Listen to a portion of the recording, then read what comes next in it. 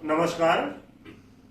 आज हम लोग इस क्रम में देखेंगे जो आयुर्वेदिक औषधियां देख रहे हैं, उसके क्रम में हम लोग आज देखेंगे चित्रकादिवटी, जो एक बहुत ही महत्वपूर्ण औषधि है आयुर्वेद की। खास तौर से जहां पे भी अग्नि का दीपन या अन्न का पाचन करना होता है, चित्रकादिवटी अवश्य वहां पर प्रयोग करना चाहिए। तो आज हम लोग देखेंगे चित्रकादिवटी।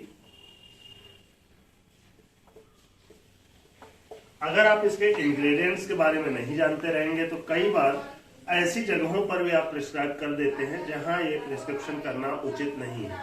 जैसे कि अगर आप देखेंगे तो इसमें 5 लवण होते हैं और इसलिए जहां पर भी लवण वर्जित है ऐसी जगहों पर चित्रकादिवटी का प्रिस्क्रिप्शन सामान्यतः नहीं करना चाहिए। और ये सब बातें हम लोग आज देख लेंगे। इसके इंग्रेडिएंट्स देखेंगे। सबसे पहले हमेशा की तरह देखेंगे चित्रकादिवटी का संदर्भ क्या है, रेफरेंस क्या है। हालांकि आयुर्वेद की बहुत सारी संहिताओं में चित्रकादिवटी का वर्णन किया गया है और कमोबेश लगभग एक जैसा ही वर्णन है हर जगह। हम लोग जो अभी बात करेंगे वो चरक संहिता के हिसाब से करेंगे। चरक संहिता में जो चिकित्सा स्थान है, चिकित्सा स्थान का 15वां चैप्टर जो है 15 चैप्टर ग्रहणी दोष चिकित्सा है और ग्रहणी दोष चिकित्सा में ही चरक ने वर्णन किया है चित्रकादिवटी का। तो रेफरेंस बहुत महत्वपूर्ण रहता है चरक की दृष्टि से। हालांकि और भी सारंगधर संहिता में भी है, भेषज रत्नावली में भी है, बहुत सारे ग्रंथों में चित्रकादिवटी का वर्णन है, क्योंकि बहुत ही उपयोगी और बहुत ही सामान्य महत्वपूर्ण औषधि है चित्रकादिवटी आयुर्वेद में। तो चरक में कहां पर संदर्भ है चित्रकादिवटी का? चरक संहिता चिकित्सा स्थान 15वां अध्याय ग्रहणी दोष चिकित्सा। ग्रहणी रोग जो बताया है चरक ने, उसका मुख्य कारण मंदाग्नि ही बताया है और इसीलिए उसकी चिकित्सा में चित्रकादिवटी का वर्णन किया है मंदाग्नि को खत्म करने के। इसको अगर देखें हम तो इसके जो इंग्रेडिएंट्स है चित्रकम, पिप्पली मूलम, 2 क्षारो, लवणान च। ये श्लोक की फर्स्ट लाइन है। चित्रकम मतलब इसमें चित्रक लेते हैं। कई लोग इसमें चित्रक से चित्रक मूल ले लेते हैं, जबकि ये केवल चित्रक लिखा हुआ है। चित्रक पिप्पली मूल, पिप्पली का मूल लेना है। चित्रक का पंचांग यहाँ पर लेना चाहिए। कई लोग इसको मूल कर लेते हैं, चित्रक मूल और पिप्पली मूल। 2 क्षारो, 2 तरह के क्षार, क्षार द्वय में यव क्षार और सज्जी क्षार, ये 2 क्षार आते हैं, तो 2 क्षार यूज करना है। लवणानी, लवणानी अगर आप देखें तो ये बहुवचन है। लवणानी अगर बहुवचन है इसका मतलब यहाँ पर 5 लवण लेंगे। जो 5 प्रकार के लवण बताए गए हैं कौन कौन से हैं? औद्भिद लवण, सामुद्र लवण, विड लवण, सैंधव लवण और सवर्चल लवण। ये 5 लवण यहाँ पे इंग्रेडिएंट में होंगे, ध्यान रखेंगे। तो यहाँ द्वय क्षारो जो लिखा है 2 क्षार यानी यव क्षार और सज्जी क्षार, और जो लवणानी शब्द लिखा है यहाँ केवल एक सैंधव लवण से काम नहीं चलेगा, यहाँ बहुवचन है इसलिए 5 लवण, लवण पंचक का प्रयोग करना है, ध्यान रखेंगे। तो पहली लाइन ही आपको ध्यान रखना है। चित्रकादि है, चित्रक से शुरू होगा। चित्रकम पिप्पली मूलम 2 क्षारो लवणानी च। इसके बाद है व्योष, हिंगु, अजमोदाच,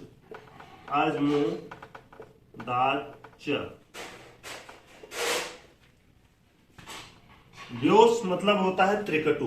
त्रिकटु जानते हैं आप, शुंठी, मरीच और पिप्पली, ये तीनों इसमें आ जाएंगे। हिंगू का मतलब शुद्ध हिंगू लेना है।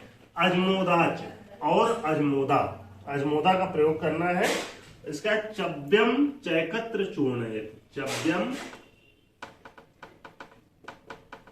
चैकत्र चूर्ण है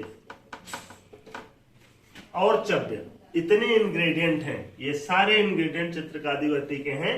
कह रहे हैं चित्रक, पिप्पली मूल, 2 क्षारो मतलब यव क्षार और सज्जी क्षार, लवणानी मतलब 5 लवण, आपको बता दिया, औद्भिद लवण, सामुद्र लवण, विड लवण, सैंधव लवण और सवर्चल लवण। इसका कोड हम लोगों ने पढ़ा था पहले, औसा विशेषो। औसा विशेषों से आप पंच लवण याद रख सकते हैं। ब्योस मतलब त्रिकटु, सुंठी, मरीच पिप्पली, हिंगू, शुद्ध हिंग, अजमोदा और चव्य, इन सारी चीजों को पाउडर कर लेना है, चूर्ण बना लेना है। चव्यम चैकत्र चूर्णयत, चूर्ण कर लेना है। उसके बाद लिखा है गुटिका बनाना है। फिर गुटिका बनाने के लिए आप जानते हैं कि पाउडर में, किसी भी पाउडर का जो मिक्सचर है या पाउडर है उसको टैबलेट में जब कन्वर्ट करना है आयुर्वेद में, तो आपको भावना देना पड़ेगा। भावना किसकी देंगे? तो गुटिका मातुलुंगस्य, मातुलुंग नींबू, नींबू का एक टाइप होता है मातुलुंग, उसका, या दाडिमस्य रसेन च, दाडिमस्य रसेन च। ये भावना बहुत इंपॉर्टेंट होती है किसी भी वटी के निर्माण में। तो चित्रकादि वटी का जो निर्माण होता है उसमें भावना किसकी होगी? मातुलुंगस्य, नींबू, नींबू का एक टाइप है मातुलुंग नींबू, उस नींबू के रस की भावना या तो देना है आपको, या फिर दाडिमस्य रसेन, दाडिम मतलब अनार, अनार के रस से, या तो मातुलुंग नींबू के रस की भावना देंगे या अनार के रस की। तो सारे को पाउडर कर देना है। और यहाँ पे देखिए कोई रेशियो नहीं बताया गया है, तो अनुक्त है कि अगर रेशियो ना बताया जाए तो वो समभाग लिया जाता है, बराबर बराबर मात्रा में। तो जितने भी इंग्रेडिएंट हैं चित्रक से लेकर के चव्य तक, इन सभी को बराबर मात्रा में पाउडर करके मिक्स कर लेना है। मिक्स करके मातुलुंग नींबू या दाडिम स्वरस, अनार के रस से उसकी भावना देना है। और भावना देखिए गुटिका बनानी, गुटिका कहीं भी इसकी साइज तो मेंशन नहीं है, लेकिन जो जनरली बनाई जाती है वो 4 रत्ती की बनाई जाती है, 4 रत्ती, क्योंकि चित्रकादि वटी की डोज 4 रत्ती है। एक रत्ती का मतलब 125 mg होता है, ध्यान रखेंगे। तो ये लगभग 500 mg की टैबलेट बनाएंगे हम लोग, 4 रत्ती की डोज बनाएंगे। गुटिका मातुलुंगस्य दाडिमस्य रसेन च, ये हो गया। इसके बाद ये करता क्या है, एक लाइन में चरक ने यह भी बताया है, कृता विपाचयत त्यामम,